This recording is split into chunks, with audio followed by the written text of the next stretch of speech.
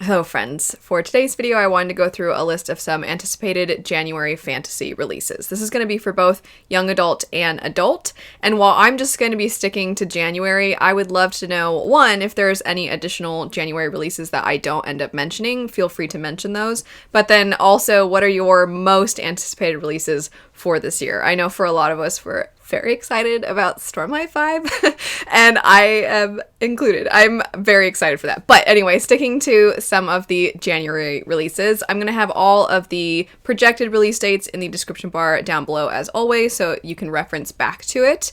And for the ones that are sequels, I'll just describe a little bit about the first book, because obviously if you haven't read the first, you don't want to have any plot points revealed. And the first one actually is a sequel, and that would be Dark Star Burning Ash Falls White. I am never going to remember this book's name. I'm going to have to try so hard. So the first one is Song of Silver Flame Like Night, and I've compared it in some ways as far as the plot goes to some of the plot points in the Shadow of the Fox trilogy. This one, though, is Chinese inspired. Shadow of the Fox is Japanese inspired.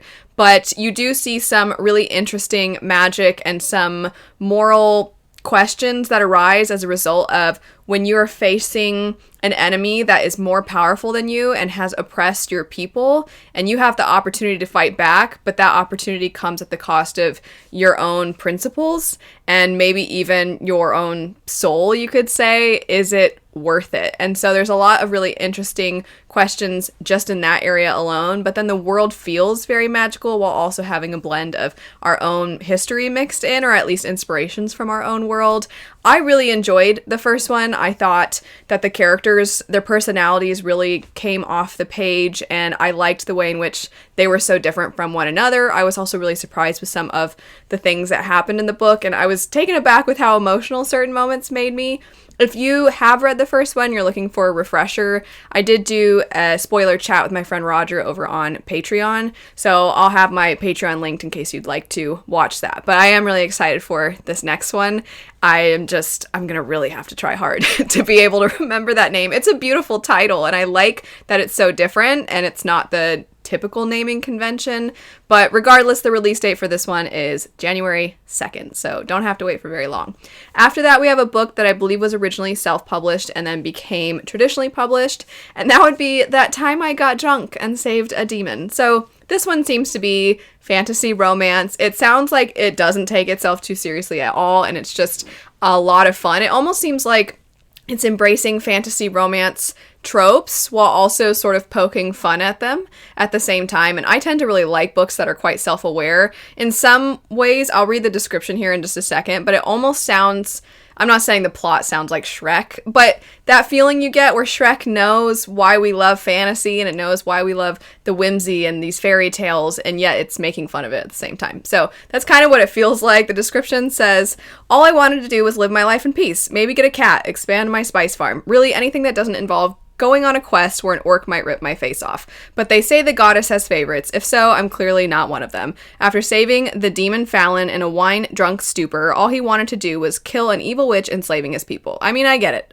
Don't get me wrong, but he's dragging me along for the ride, and I'm kind of peeved about it. On the bright side, he keeps burning off his shirt. So it seems like it's just gonna be a lot of silly nonsense, and it sounds kind of fun. So I might check this one out if I can. Next, we have a Jin Waits 100 Years, or The Jin Waits 100 Years. So those first two were projected for the 2nd. This one is projected to come out on the 9th.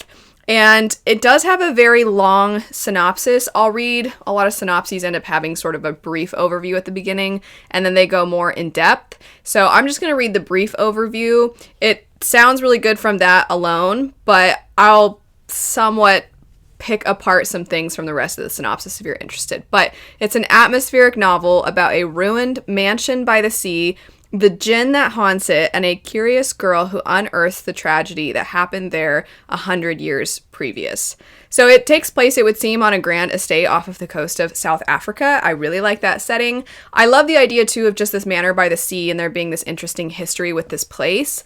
I know House of Salt and Sorrows is another with a manor by the sea, but that one's very different in its, as far as its inspirations. It's a 12 Dancing Princesses retelling, whereas this one seems to be a little different from that. And I don't know, I really like that atmospheric type of fantasy. I will say I find these sorts of things tend to come out in the fall, and for those of us that are mood readers with the season, this sounds to me like the kind of thing that you would expect at that time of year, where there's this sense of mystery and there's something that seems like it's looming over everybody. I like those kinds of stories. I just don't find they come out usually in January. So I'm kind of excited because January to me, even though it's still cold and it's winter, it just, in my head, it's like, it's a new year. And so it weirdly feels like spring. Anyway, this is unrelated to the book. I think the book sounds good, but it seems like it's going to be somewhat eerie as well. And I'm really excited about it. After that, we have Map of the Otherlands. This comes out on the 16th. This is the sequel to Encyclopedia of Fairies. I loved Encyclopedia of Fairies. I thought it was so much fun. I loved the difference between the main characters' personalities. Our main character, if you don't know about this one, is a young woman who is in academia, and she is tasked with discovering more about the Fae. The Fae in this are much more folklore-inspired, and the world feels like our own, and it feels as if Fae were actually real, and you're following a person who's trying to document information about them. I liked how studious the main character was. I liked how much she tries to keep to herself, and she has some social anxiety that I feel is very realistic and also very relatable for a lot of us. But her coworker, who decides to tag along, is very charming and charismatic, and they're constantly befriending the locals, and she begrudgingly has to work with them, and it actually turns out to be productive, even though he can be kind of frustrating at the same time. I have described him as annoyingly endearing, because he is pretty annoying, but I also kind of found him delightful at the same time. But the Fae are truly horrifying and scary, and it's much more, like I said, folklore-inspired, which I like that kind of Fae, and I like that there is such a sense of they're disturbing, I guess you could say, where you're pretty frightened of them. And there is a little bit of mystery as far as, because she is in this area trying to find out more about these Fae, that you don't really know what she's getting into. She doesn't know what she's getting into, but it seems very dangerous. So it's sort of an interesting hybrid of things where it's fun and it feels academic, and the main characters, the way they interact is fun, but then you have these other parts of it that feel historical fiction and frightening. So I liked that mix a lot. Next, we have Voyage of the Damned. This one sounds kind of unusual. I have the projected release date for the 18th, which is unusual because usually books come out on Tuesdays. This one I have as a Thursday, but if I am doing research and I find that a different release date, I'll have that in the description bar down below. But the synopsis for this one says, for 1,000 years, Concordia has maintained peace between its provinces. To mark this incredible feat, the Emperor's ship embarks upon a 12-day voyage to the sacred goddess's mountain. Aboard are the heirs of the 12 provinces of the 12 provinces of Concordia, each graced with a unique and secret magical ability known as a blessing, except one. Class known slacker and all-around disappointment. When a beloved heir is murdered, everyone is the suspect. Stuck at sea and surrounded by powerful people without a blessing to protect him, odds of survival are slim. But as the bodies pile higher, he must become the hero he was not born to be. Can he unmask the killer and their blessing before this bloody crusade reaches the shore of Concordia? Or will the empire as he knows it fall? So I have to admit, I'm not usually a fan of the whodunit, somebody was murdered and we're all trying to figure out who it was, what's going on, and there's usually a setting that everybody is contained within. I don't typically find myself all that intrigued by those sorts of stories, but something about this one taking place on a ship and with a fantasy world, I'm just curious to see how it plays out. So if you do like those kinds of stories, I'm thinking of things like Knives Out and those sorts of shows and movies and things like that. That's kind of what it reminds me of in its synopsis. Obviously, I can't say for certain if that's what it's actually like, as I haven't read it, but seems interesting. After that, we have Faebound. I'm very excited about this one. I have read The Final Strife by this author. I like their writing. I like their world building. The characters for me in that book I didn't find myself connecting with them. I found them a little frustrating, but I am very curious to read something else by this author because as I said, I really like so many of the other things that were in The Final Strife. So with this one, It says that divided by blood, imprisoned by fate, bound by desire, welcome to the intoxicating world of the Fae. Yrinn is a warrior in the elven army and has known nothing but violence her whole life. Her sister Lettel is trying to make a living as a diviner, seeking prophecies of a better future. When a fatal mistake leads to Yrinn's exile from the elven lands, they are both forced into the terrifying wilderness beyond their borders. There they encounter the impossible, the Fae court. The Fae haven't been seen for millennium, but now Yrinn and Lettel are thrust into their seductive world, torn between their loyalty to each other, their elven homeland, and their hearts.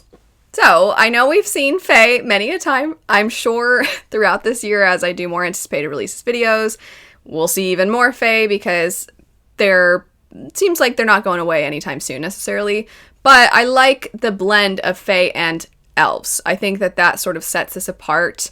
And I kind of miss seeing other fantasy races, beings, creatures besides just Fae. So anytime you can actually mix in something else, I am going to be more intrigued than I would be otherwise. Anyway, moving on, City of Stardust. This one, I'm pretty sure is probably going to be in some book boxes.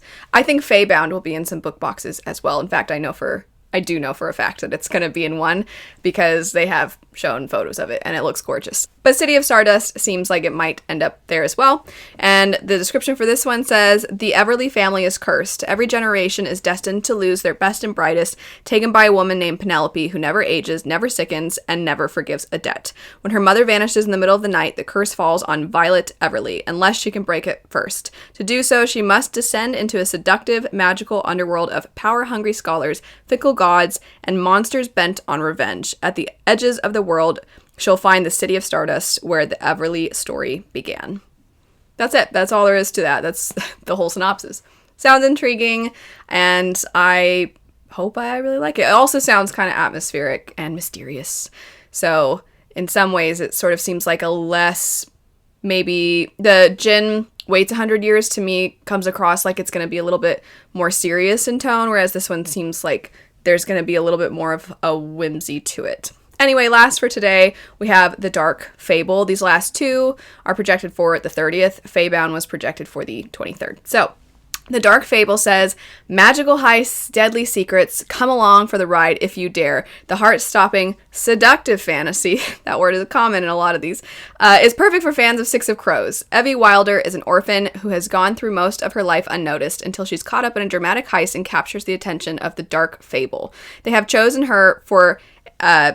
there's a typo. I'm going to read it as it should sound. They have chosen her for she can turn invisible. This skill would make Evie a treasured asset to the legendary group of thieves known for spiriting away obscure and occult artifacts. Evie cannot resist their allure and is eager to join this newfound family, but she discovers there are more skeletons in the Dark Fable's past than she could ever have imagined, and these secrets might be the answer to her own tragic past. No one is who they seem to be, and the price of uncovering the Dark Fable's cryptic history just might be fatal. So it sounds interesting. I saw heists and the comp of Six of Crows, and that's kind of what intrigued me. I don't know that this one is going to be as high of priority as maybe some of the others. Obviously, I'm really excited about the sequels. Some of these seem like they're going to be standalones, or at the very least, they're going to be really quick reads, and this one might be one that I kind of wait and see. Maybe I can try to request it from my library, that sort of thing, but I'm pretty excited about a lot of these. I think they sound pretty good. When I was looking at anticipated releases for this year, I kept seeing things coming out in February and March and April, all these later dates. And at first, I didn't think there was a whole lot coming out in January. But then when I did a little research and I saw a lot of these, I got really excited because I think they sound pretty interesting. But anyway, let me know if any of these sound like ones that you might pick up. As I said at the beginning, what are your most anticipated releases for this year? I hope you have a lovely rest of your day, though, and I'll see you later. Bye.